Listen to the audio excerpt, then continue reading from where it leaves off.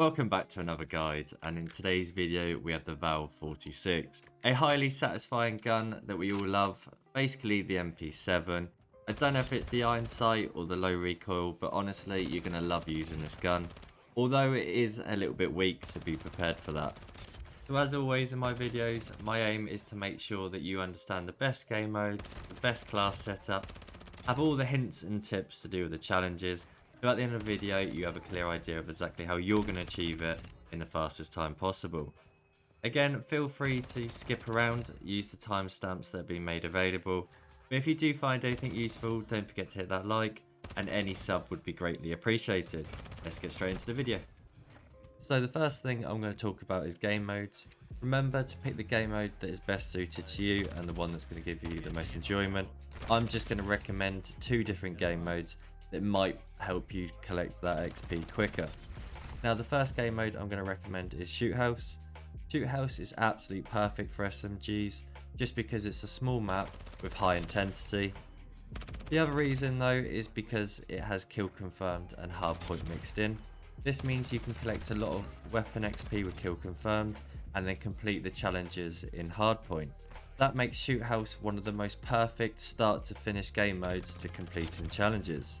If you're not a fan of Shoot House, I would then recommend going into kill confirmed. If this is your preferred method, just make sure you're not ignoring them tags because they are an excellent source of weapon XP for basically doing nothing. Once you've decided what game mode you're going to level up the gun and the gun has reached max level, I'm then going to recommend changing game modes. Now I'd recommend one of these three game modes unless you're already in Shoot House. Now the reason I'll choose one of these three game modes, with hardpoint being my personal favourite, is where they are objective based game modes. It means you know where the enemies are going. Not only that, the spawns change all the time and it becomes a lot easier to try and pick up the challenges. Things like double kills, hip fire, kills from behind, they all become a lot easier when enemies are running everywhere as opposed to a slow play style like team deathmatch or kill confirmed. Moving on to the class setup, so feel free to copy this or make a few tweaks if you think something's slightly better or something might suit your playstyle more. But I've tried to add a little bit of range with this barrel just because I felt it was too short range. The rest of it though is a little bit of recoil with that mobility speed. You don't want to hinder the movement of this gun, but at the same time because it is quite weak you need to hit every shot. I'm also going to throw in my hipfire class just because there is a hipfire challenge.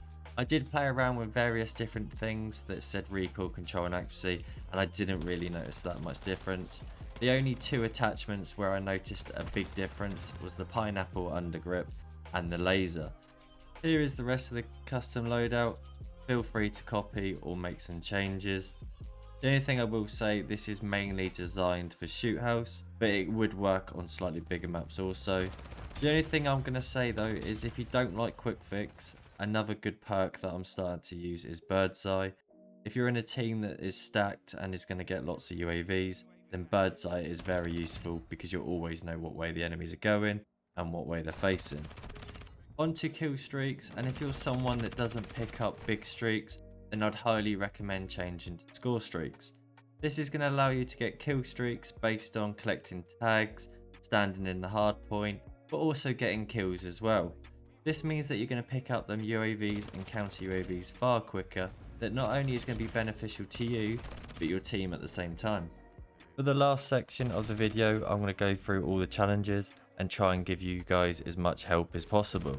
The first two challenges, however, Arid Digital and Midnight Bay, are two challenges that I don't need to go over. You only need to get 50 kills and 50 kills while ADSing, which will be completed while leveling up the gun. The third challenge, which is tagged, is one that's going to take a little bit more concentration. This is get 15 hipfire kills, which ultimately isn't that bad. With the class that I showed you in the class section, this should be a case of just running and gunning, and eventually over time you'll get the kills. Now if you are struggling, take your time and hide behind corners, or the other option is to use your dead silence. If the enemy don't know you're coming, you can get nice and close and simply hit fire from there. The fourth challenge is another one that's going to take some concentration. Whiteout is get 10 double kills. Now double kills can be a little bit frustrating, but there are a couple of things you can do to make this easier. The first one is dead silence. With the random spawns, you can be able to pick off a couple of kills without the enemy even realizing. The other option though, which is a little bit easier, is hang around that hard point. Enemies are continuously going to be running towards the hard point, so if you're in and around this area, you can have multiple chances of killing at least 2 people. So now we're on to the final challenge, which is obviously gold, and that is always get 3 kills in a row without dying 10 times. Again, this one is a little bit frustrating, but this is, for me, more mental than it is ability. You can play nice and slow, you can use things like motion sensors, heartbeat sensors. There's loads of things out there that are going to help you get them kills. The only thing that's going to make this harder is yourself. If you're going to rush around, run into gunfights when you're on 2 kills and die, you're going to continuously get more frustrated, which makes it a vicious cycle. Play your normal game, and when you get to 2 kills, just play sensible. Yes, you're going to die a couple of times, but ultimately it's going to be a lot easier if you play more sensible than it is completely headless.